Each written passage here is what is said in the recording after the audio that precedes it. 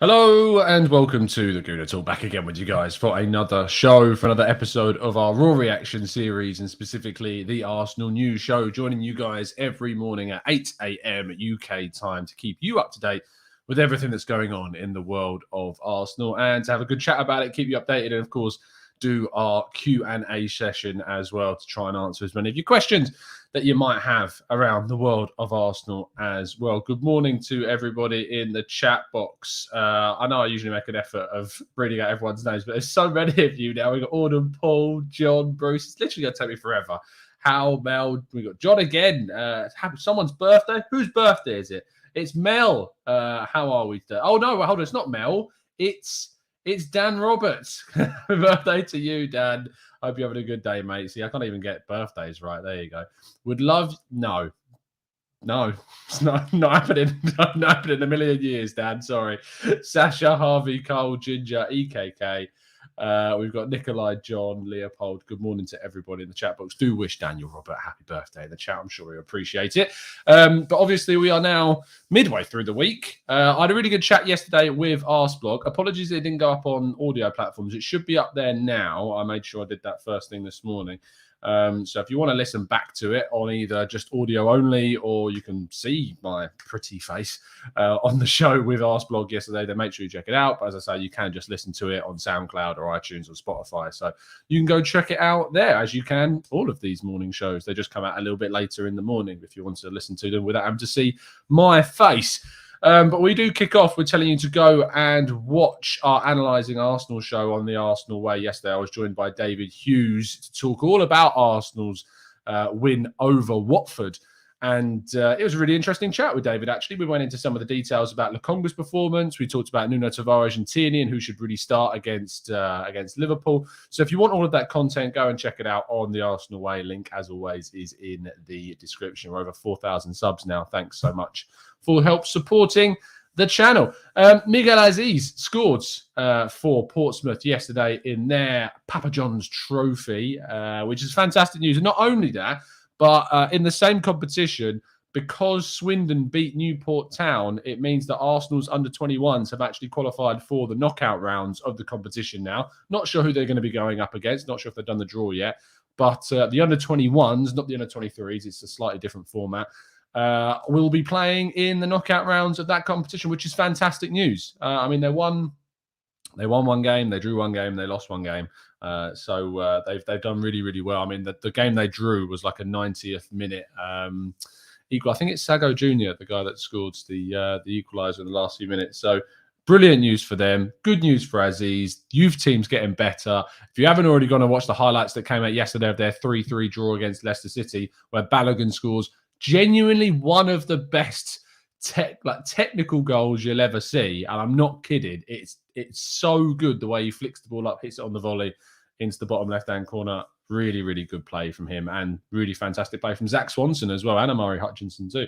So lots of positives there. Make sure that you've gone and checked all of that stuff out. We kick on, though, with kind of the main bulk of today. Now, we've got 4 transfer stories, believe it or not, to go through. And we kick off with Riqui Puig. Now, Arsenal have been previously linked with the move for the Barcelona midfielder Riqui Puig. That is how you pronounce his name. Obviously, young guy, come through La Masia Academy at Barca, 22 years of age, central midfielder, quite technical, has been compared to the likes of Santi Cazorla in the past. Arsenal were interested in possibly bringing him on loan in the January window of 2021. Didn't happen. Ronald Koeman was never a big fan of him. However, because Barcelona have now been taken over by Xavi Hernandez, he is a big fan of Riqui Puig. In fact, he's known him for pretty much his entire life, which probably ends any hope of Arsenal looking to bring him in, as he is a big fan of him. One, though, to watch and to see how he develops under their new manager. But it looks unlikely that Arsenal now would be having any hopes of signing Riqui Puig. We move forward to Dusan Vlahovic. Now, Fabrizio Romano reported yesterday that no contact has been made between Arsenal and the representatives, I suppose, of Vlahovic. They are interested, as are plenty of other teams in the player. And as Dimarzio reported, they would be willing to meet the supposed 80 million euro figure that Fiorentina wants. And therefore, you'd think they'd be able to maybe push ahead with getting a deal done as soon as possible. But there's been no contact between the club and the agents, whether or not that's because they can't contact them, as DiMarzio reports, or whether or not they've not actually pushed through to try and contact them yet. We don't know the ins and outs of that. But any possible deal for Vlahovic, I doubt will take place in January. I think it's more likely to take place in the summer, where he's more aware of the club and what kind of club he'd be joining and what competitions they'd be playing in. I think we're more likely to see him move in the summer. But who knows? Things can change. And we'll see if this does. And we'll certainly be following the story as it develops. And ultimately, Franck Kessie has continued to fail in signing a new deal with AC Milan. He supposedly wants a significant figure of around 150,000 euros a week, which isn't close to kind of what AC Milan are currently offering. Arsenal would be certainly able to offer him that kind of deal, and Arsenal are credited as one of the clubs that are interested in Kessie. He runs out of contract at the end of this season and would be available on a free transfer. He would be able to sign a pre-contract agreement with a club this January, which means that Arsenal could move quickly. Kessie, Denis Zakaria, two players, both out of contract in the summer. Lots of interest going to be in those two, making sure to try and snap up the best talent on the continent as quickly as possible. But Arsenal, for me, if they're going to be able to go and get a central midfielder this summer, Franck Kessie is a fantastic target that they should not look over whatsoever. And lastly, Giordana, the Italian transfer journalist, has been speaking about the possibility of Insigne moving to Arsenal or anywhere else. And he says, if I go away from Napoli, I do it only for a very high range. And Arsenal and Tottenham are not part of it. Arsenal haven't been directly linked with a move to Insigne. And so it's weird that they were mentioned in this bracket. When he says about a very high range, he's mentioning about the wage bracket that Insigne would be looking for, not talking about the echelons of the clubs that he would move for.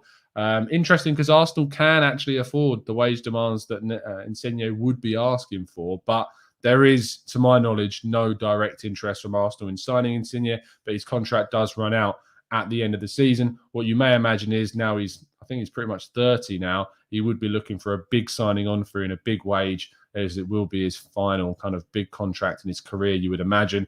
Should Arsenal go for him? I mean, he's a quality player. You can't deny that he's got quality about him, but I don't think he matches exactly kind of this transfer strategy that our technical director, Edu, is really looking to pursue this summer either. And that does conclude the news of today. So we move on to the final part of the show, as always, which is getting your thoughts, your theories, your questions and queries in the chat box. But before we do, let me say a big up to Carl Brewster in the chat box. Thank you, Carl, for joining up as a member. You've joined an amazing group of people. I'll make sure to leave the link for our Discord server in the community tab if you would like to join our Discord server and join up as a member of the crew. All you need to do is click the link in the description that will tell you how to sign up as a member, and you get access to lots of extra stuff, which is quite cool. So make sure you go and check it out, and you can even appear on the show yourself, which is, it's a great opportunity. I'm looking to do a members podcast at the weekend because obviously there's no game this week, so there's no preview show. So we will do a members podcast, which means it's an extra hour-long chat, which should be quite cool to get you guys on. So if you are interested in that, message over on the Discord server in the members tab, in the members channel. And we'll get you on. But thanks, Carl, for joining up as a member. Really appreciate your support of the community. And there you go. Glad to be part of a great community. There you are. We've built something special here. So thank you so much for joining and helping support things. Let's kick on, though, with questions. So if you do have something you'd like to ask, throw it into the chat box, and I will do my absolute utmost to try and answer it for you. Jacob Conway says, for anyone who was listening on audio, why I made that weird noise is because I was taking a drink. I just realized that everyone can't actually see me. So when I just take a drink and make a weird noise to try and fill the awkward silence, it can make it actually even more awkward for those listening on audio-only platforms. Anyway, Jacob says, do you start Aubameyang against Liverpool? Does poor performance not warrant rotation opportunity, thinking of Erdegaard starting and Laka up front? It's a really good question, Jacob. It's one that I have not yet come to a conclusion about. I don't know whether or not dropping him would absolutely batter his confidence in a period that we need him to kind of be played back into confidence and back into form. against Liverpool, against the big six sides away from home, he can often become very, very isolated. It's a really difficult one. My instinct tells me that you're right. Go with Lacazette and Ødegaard providing the service and playing a little bit deeper. Lacazette can drop in himself. But there's part of me that feels that also dropping Aubameyang could do more harm than good. But it's a really good debate, Jacob, and one that we'll certainly be having in the upcoming preview show next week when we do look ahead to that Liverpool fixture.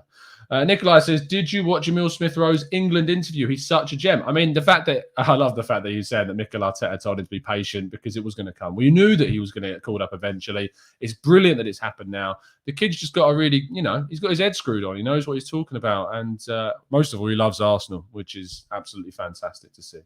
Hal says, international break, help Tom. What are we going to do? I mean, you can go watch the women's team. They're playing. You can go watch the youth team as well. In fact, let me just get up the fixtures for you. Arsenal under 23 fixtures. Arsenal will be playing tomorrow in the Premier League Cup against West Brom's under 23s. So make sure if you can get a ticket to that, go and watch them. If you can't because you're not based in the UK, then you can go and watch the Arsenal women's. Let me find out who we're up against this week. We have got the Champions League game tonight against HB Cougar. I've never heard of before, but we play them. And then on Saturday, it's the North London Derby at 1:30, I imagine. I'd be surprised if that wasn't on telly. And then the following week, we're playing HB Cougar again in the reverse leg at home on Wednesday. The girls are doing fantastic this season. They're definitely worth giving a watch to, and especially if North American watchers watching Tobin Heath play this season, it's certainly one to check out as well. So make sure that you are watching the women's team over the break. But other than that, I would say get a hobby. It sounds blunt, but I mean it. Do something different. Take your mind away from football for a bit and find something different to do. I'm playing GTA like mad at the moment. That's filling up a lot of my spare time. Also, obviously doing my normal job and looking forward to bringing you guys some more content on the channel, which you can watch during the break. So there's lots of stuff to do there. O'Malley says, if we sell Pepe in the summer, would you take Ousmane Dembele on a free transfer? Would I take Ousmane Dembele on a free? I very much doubt he's going to be on a free. I think that he will sign a new contract. If he was available on a free, yes, absolutely. I think the connection with him and Aubameyang is worth seeing again. But I think he'll sign a new deal with Barca, to be honest. So I don't think there's much hope of that. Temi says, has Emil Smith-Rowe surpassed Saka this season, Tom? I mean, this season, more goals, more goal contributions, but Saka's performances have been great. The thing about Saka is people always want to kind of pigeonhole him into an area where you're like, well, he's not getting too many goals and assists, etc. But it's actually his performance goes far wider than that. It's his influence on the game, more than just raw goal and assist statistics. That's why you separate him so easily from Pepe, in my view, because the contribution he makes to the performance is so important. And you've got Smith-Rowe that's bringing the goals, and obviously Aubameyang and Lacazette in there too. So has he surpassed him? I mean, I don't think so in terms of kind of the overall quality of both players. I think they're pretty much level pegging right now, and long may that continue. Why do we need to separate them? Let's appreciate for what they already are. Sasha says, have recent results shown we're weaning ourselves off a dependence on Aubameyang's goals? Does this allow us to be more patient in finding a new striker? Yes. I mean, of the last 10 games, 7 of those 10 games, we've only scored 2 goals or less. 4 of them, I think, we've got Burnley, Norwich, and of course Watford. Maybe it's 3. 3 of those 7, we've only won 1-0. We do need to score more goals. We absolutely need to score more goals. But the defence part of our team is what's enabling us to go unbeaten. And maybe because we're not as free-flowing, we're not as dominant and incisive as maybe we could be, that defence is really giving us a foundation to build upon. I think that if you go from the top down and you look and you criticise first rather than looking at the benefits of our defence, you're always going to come out with a negative view on how we're playing. But if you look at it from the perspective of Arteta's got a defence really, really playing well, him and Edu have added some brilliant signings that we can hold on. We've got a really good foundation to build, and then we can score a couple of goals here and there. I mean, against Watford, we should have easily been out of sight. We should have scored at least 3 or 4 goals in that game. If it weren't for a missed penalty, if it weren't for Aubameyang stealing Ødegaard's clear-cut goal, it would have been very different. So I have absolute confidence that Arsenal are going to continue to improve in their offensive sense. But it's that defensive stability and foundation that we found ourselves having that's enabled us to keep this run going and give us a chance in every single game that we're playing, which is great. Matt G says, Tom, why won't you sing happy birthday to Dan? Because it's purely embarrassing for myself, and I'm a selfish man. Walk says, who would you rather, Kessie or Zakaria? Kessie, absolutely Kessie, without a shadow of a doubt. Black and Blanco says, should there be a poll to vote for Tom to sing it? I mean, if you want to, you can. It won't happen, but you can start a poll if you like. Peter says, would consider playing Pepe up front with Lacazette just behind. I wouldn't personally. Let's not throw square pegs in round holes at this point in the season. We've got too much going on our side to start messing around with players in certain positions, so I wouldn't personally. IGK says, hi Tom, do you believe that the Cronkies have any plans to actually invest in top quality players who are in their mid-20s in the next couple of years to elevate this team to competing for the league? The short answer is no. I don't see the Cronkies investing in anything. I mean, the club invests, and I do expect the club to invest in mid-20s players to add to the quality that we've got, but I don't expect that money to come directly from KFC. I expect us to invest money that the club has made through its revenue streams and through its player sales. I don't think that will happen from a Chelsea injection from Abramovich or a City injection from their sheikhs. I don't think it will happen. But we'll wait and see. Maybe I'll be proven wrong. I hope I am. So there you go. How fantastic. Going to the girls' game. Fair play, mate. Fair play. Anish says, did you see the bench cam reaction, Tom? Arteta was more thrilled when Emil Smith Rowe scored in his reaction. I mean, yeah, you love seeing the kids that he's developing and he's improving score goals. It's evidence, it's kind of justification that the work that Arteta's doing is worth it, which is really, really good. If it says, good morning, Tom, any news on Partey's injury and expected return date? Unfortunately not, Ifel. We've heard nothing along this line.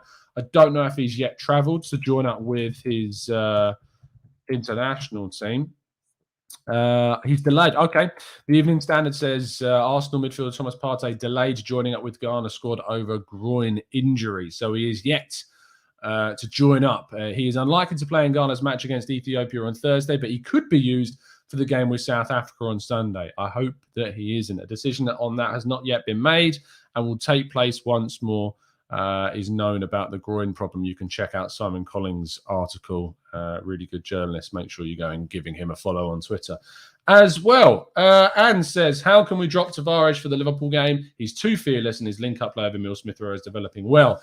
Do you see us playing with a 3 at the back with Tierney, or is it like for like? I think Tavares will start. My instinct is that Tavares will start in a back 4. I don't think we'll go to a back 3. I think that's saying that. We discussed this on the Arsenal Way yesterday with David Hughes in the analysis of Tierney and Tavares, and there was a lot of talk around, well, Brighton have played a back 4 and got a 2-2 draw at Anfield. West Ham played a back 4 and got a 3-2 win against Liverpool. Maybe there is more scope to play this back 4 system and get at Liverpool. The problem is West Ham's attack is better than ours right now. They're more free-flowing, they're more clinical, they're more dominant. Our defence and our midfield is better in a deeper sense. But even then, I mean, Rice and Souček are fantastic. So you could argue that Lokonga and Partey are pretty much level pegging with West Ham right now. Rice and Souček are a brilliant pairing, but I think that maybe going to a back 4 adds risk, but it also means that we may be able to get something more from that game. And if we can see playing a back 3, and you've also got this idea that Salah, Jota and Mane are going to be man for man against our back 3. I know that you've got the wing backs to kind of double up, but if we're caught on the break, it's going to be 3-on-3 minimum, and then you're in trouble. So there's a lot of pros and cons, and certainly something that when we do our preview next week, we'll be discussing that absolutely. Philip says, what's more important in a new central midfielder next season? A player who can carry the ball or a passer? Why not both, Philip, is what I ask. I know it's a really cop-out answer, but we really need to be looking at players that give us everything that we could possibly want from a midfielder. And so I want someone that can transition the ball and progress it upfield, both with dribbling and both with passing. So I want both of that, I'm afraid. I'm a greedy man, Philip, but when you want to get to where we need to be, you need to ask for the best. Lyndon says, what do you think of Emil Smith-Rowe's Gallagher comparisons? Look, Gallagher's having a fantastic season for Crystal Palace. He's been doing brilliantly ever since he, left Charlton on loan, went to Swansea, and then went to, where was it last season? West Brom. So, I mean, he's doing fantastically well. Comparisons, I mean, he's playing in a different position to Smith-Rowe. So I don't necessarily think there's necessarily these great linking question. I don't think they're linked so directly, but I can see the comparisons. And Gallagher could have easily been a call up to the England squad this time around as well. Leopold says, Tom, do you expect the club to bring in reinforcements in the January window when the others leave for the African Cup of Nations? I would be surprised if we didn't bring in anyone. I feel like we will make a loan offer for someone. That's my thought. That's what I think we will do. I think mainly the January window will be used to move players out. Balogun, get him a loan. And Nketiah could move on. Get Kolasinac out the door. El Neni, despite being away with his national side, could yet leave. There could be offers for other players. In fact, there's almost certainly going to be offers for other players. Rob Holding could yet get an offer from a club. I wouldn't be surprised to see Newcastle offer maybe Rob Holding a deal in January. That's something that could happen. They've had previous interest in him. Why not? Could they do it again and come back? And to be honest, I'd be tempted to accept it. The only issue with that is that maybe it leaves us a little bit short if Ben White was to get injured. But maybe for the money that we would get offered, it might be worth it. We'll have to wait and see. And we can always bring someone in on loan to cover if we need it. We've also got the likes of Omar Rekic and some of the youngsters that are there that could provide cover should we desperately need it. But it's always good to have a backup. Social says, Tom, do you think Saka might benefit? And we've got Tommy Asu, of course. Social says, Tom, do you think that Saka might benefit from a positional move? I don't believe he's tired, but I think that he needs something to give him a push start. I think he needs to continue playing on the right wing, Social. That's his best position. That's where I think he is best. And we should continue to play him there. I don't. If it's not broke, don't fix it. And we're 10 games unbeaten. I'm not looking to fix things right now. I'm looking to, double down on what we're doing and to continue to develop into a more effective, efficient, attacking team is what I want to see. James says, are we only seeing more of Josh because of the filming of the Amazon documentary? Yes and no. Yes, because obviously you're going to see more of him because there's more cameras about. But no, because I do genuinely think that he cares in more of a way. Like, I feel like there is I know that he's a very good talker, and lo and behold, he may have convinced me if he is talking out his backside. But I genuinely do believe there is care there from him, not from his dad. I don't think that Stan Kroenke cares whatsoever. But I do think Josh definitely sees Arsenal as kind of his project, his thing that he wants to succeed. He's a very good talker, though. And I'm probably being naive, but I hope I'm proven right on Josh, and I hope I'm proven right that he does care and that they are doing everything they can to progress the club back to where it should be. So I hope I'm right, but I might be wrong. Who knows? Venkatesh says, what happens to the 8 a.m. Daily Show? I mean, this is the 8 a.m. Daily Show. What time did you think this was? This is the 8 a.m. Daily Show. So we did have the clocks go back. Backwards, forwards, backwards. We had them go backwards in the UK, so maybe that's why you're seeing it at a different time. But it's still the 8 a.m. show here, trust me. Nick B says, do you think Mainsley will be found out against better teams in midfield, or this can really be the time to cement his position? I think that his future lies away from Arsenal, because I don't think he would sign a new contract. I think he realises that if he wants to play week in, week out in the Premier League, it's not going to be at Arsenal. We brought in Lokonga. We have Partey. Xhaka's coming back from injury. We're likely going to make a signing in the midfield. So I don't think that we're going to see Mainsley become a real part of the team week in, week out. We may see him more in the winter time because of the AFCON. But other than that, I think that his time at Arsenal will come to an end probably in the summer of 2022. That's my prediction of when he'll probably move on. Ian Byron says, Tom, how many of our talented youth players like Hutchinson and the like will we see in the squad next season? I think that you may see Balogun a lot more, obviously.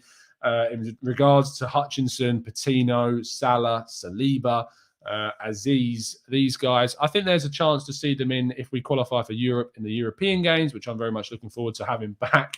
I need Arsenal in midweek again, man. I'm so bored of not having Arsenal games to watch and talk about in midweek. It's really irritating.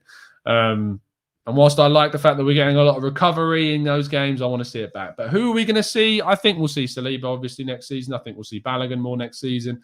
I think that of the Patino styles, we'll see some of them in kind of the League Cup or European group stage games.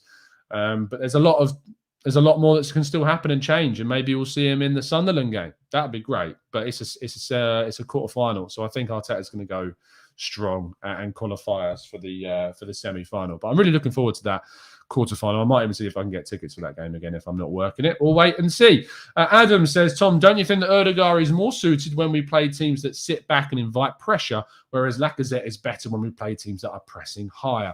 I think that Odegaard is better when we have more possession in the game, because obviously he's a very good passer, but he can press. Odegaard is very good at pressing, and so that's certainly something you can add to his game. I think for me, you've got a situation whereby two players can work for Arsenal in two different games, two different styles, but you can also use them in the same style together. So that's going to be really, really positive. Let's go to Philip. I am ignoring, by the way, all of your happy birthday stuff. I don't care. I'm not taking any attention to it. Philip says, get Santi Cazorla on loan for the season. Love that bloke. Probs a little bit of lost a bit of pace, but he can control the games into his 50s, I bet. Look, I'd get him back for a coaching reason. I wouldn't get him back in the team now. Leopold says, Tom, do you think we need to get the Champions League football in order to convince players like Vlahovic and Fabian Ruiz to join? Yes, absolutely. Like the level in player that we can look to attract with Champions League football is very different. Look at the players we signed this season. Martin Odegaard stands out as someone at a club like Real Madrid because he wasn't getting minutes and we could offer him minutes and he'd been here before. So you had that link. But even someone like Martin Odegaard at Real Madrid, I think we would struggle to convince them to sign if we didn't have Champions League football, if he hadn't had prior experience of playing at the club. Tomiyasu, Bologna, step up. Ben White, Brighton, step up. Ramsdale, Sheffield United, step up. Lokonga, Anderlecht, step up. Tavares, Benfica, backup left back, step up to Arsenal. If we want to sign players that Edu is targeting for his world-class blending with the youth that we have, we need to get Champions League football, minimum Europa League football, because we just aren't able to, we're just not able to get through the deals that we want to get through. It's as simple as that. Carl says, Tom, do you think that any January transfer spending will now be influenced by our heightened league position, waiting on which type of Euro football we'll be in? Possibly.